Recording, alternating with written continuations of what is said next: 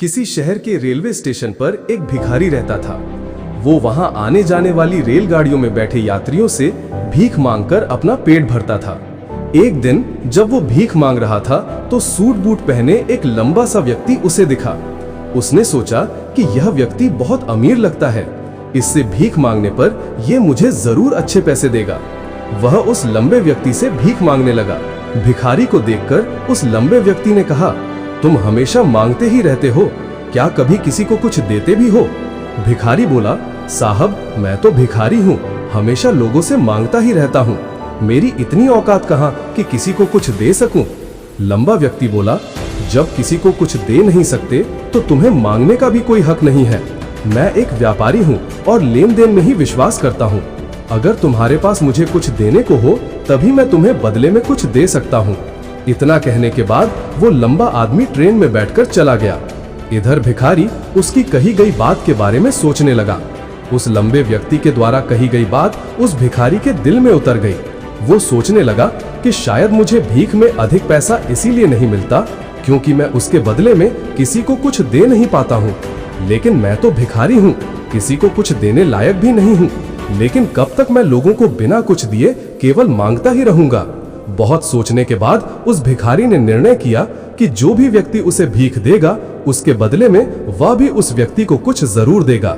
लेकिन अब उसके दिमाग में यह प्रश्न चल रहा था कि वह खुद भिखारी है तो भीख के बदले में वो दूसरों को क्या दे सकता है।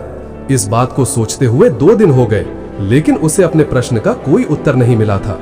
तीसरे दिन जब वो स्टेशन के पास बैठा हुआ था तभी उसकी नजर कुछ फूलों पर पड़ी जो स्टेशन के आसपास के पौधों पर खिल रहे थे। उसने सोचा, क्यों ना मैं लोगों को भीख के बदले कुछ फूल दे दिया करूं। उसको अपना ये विचार अच्छा लगा और उसने वहां से कुछ फूल तोड़ लिए। अब वह ट्रेन में भीख मांगने पहुंचा।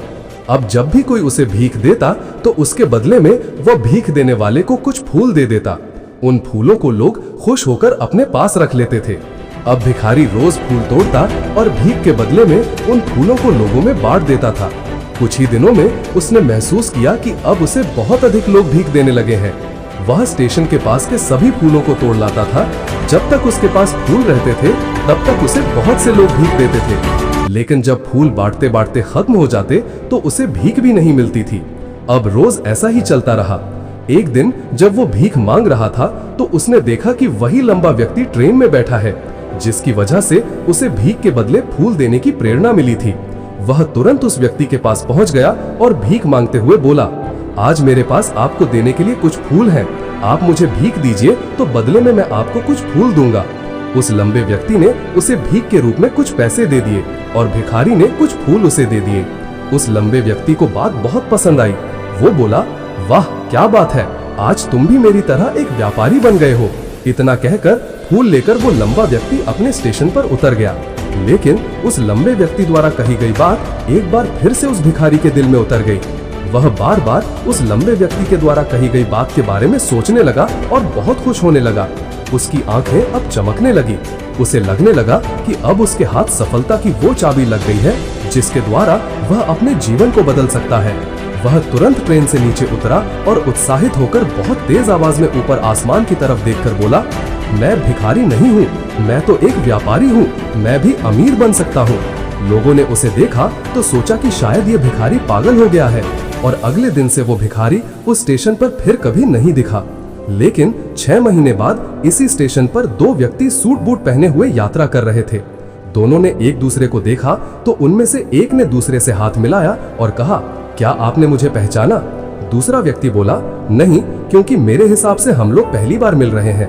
पहला व्यक्ति बोला, नहीं, आप याद कीजिए, हम पहली बार नहीं बल्कि तीसरी बार मिल रहे हैं। दूसरा व्यक्ति बोला, मुझे याद नहीं, वैसे हम पहले 2 बार कब मिले थे? अब पहला व्यक्ति मुस्कुराया और बोला, हम पहले भी 2 बार इसी ट्रेन में मिले थे। मैं वही भिखारी हूँ जिसको आपने पहली मुलाकात में बताया कि मुझे जीवन में क्या करना चाहिए और दूसरी मुलाकात में बताया कि मैं वास्तव में कौन हूँ। दूसरा व्यक्ति मुस्कुराया और अचंभित होते हुए बोला, ओह याद आया, तुम वही भिखारी हो जिसे मैंने एक बार भीख देने से मना कर दिया था और दूसरी बार मैंने तुमसे कुछ फूल खरीदे थे। लेकिन आज तुम ये सूट बूट में कहाँ जा रहे हो और आजकल क्या कर रहे हो?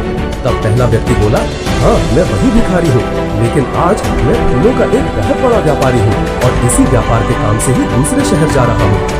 कुछ देर रुकने के बाद वह फिर बोला, आपने मुझे पहली मुलाकात में प्रकृति का वो नियम बताया था जिसके अनुसार हमें तभी कुछ मिलता है जब हम कुछ देते हैं। लेन देन का यह नियम वास्तव में काम करता है। मैंने ये बहुत अच्छी तरह महसूस किया है, लेकिन मैं खुद को हमेशा भिखारी ही समझता रहा। इससे ऊपर उठकर मैंने कभी सोचा ही नहीं और जब आपसे मेरी दूसरी मुलाकात हुई तब आपने मुझे बताया कि मैं एक व्यापारी बन चुका हूँ। अब मैं समझ चुका था कि मैं वास्तव में एक भिखारी नहीं बल्कि व्यापारी बन चुका हूँ। मैंने समझ लिया था कि लोग मुझे इतनी भीख क्यों दे रहे हैं, क्योंकि वो मुझे भीख नहीं दे रहे थे बल्कि उन फूलों का मूल्य चुका रहे थे। सभी लोग मेरे फूल खरीद रहे थे क्योंकि इससे सस्ते फूल उन्हें कहाँ मिलते। मैं लोगों की नजरों में एक छोटा व्यापारी था, लेकिन मैं अपनी नजरों में एक भिखारी ही था। आपके बताने पर मुझे समझ आ गया कि मैं एक छोटा व्यापारी हूँ। मैंने ट्रेन में फूल बांटने से जो पैसे इकट्ठे किए थे उनसे बहुत से फूल खरीदे और फूलों का व्यापारी बन गया। यहाँ के लोगों को फूल बहुत पसंद है और उनकी इसी पसंद ने मुझे आज फूलों का बहुत बड़ा व्यापारी बना दिया। दोनों व्यापारी अब खुश थे और स्टेशन आने पर साथ उतरे और अपने अपने व्यापार की बात करते हुए आगे बढ़ गए। दोस्तों, इस कहानी से हमें बहुत कुछ सीखने को मिलता है। कहानी में लंबा व्यापारी गिव एंड टेक के नियम को बहुत अच्छी तरह जानता था। दुनिया के सभी बड़े व्यापारी इसी जीवन के नियम का उपयोग करके सफल हुए हैं। इस फॉर्मूले को उसने भिखारी को भी बताया।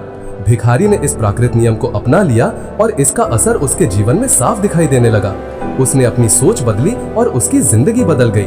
यह कहानी हमें बताती है कि हम यदि अपनी सोच बदल लें तो कुछ भी हासिल किया जा सकता है। यदि हम खुद को छोटा समझते रहेंगे तो हम हमेशा छोटे ही बने रहेंगे।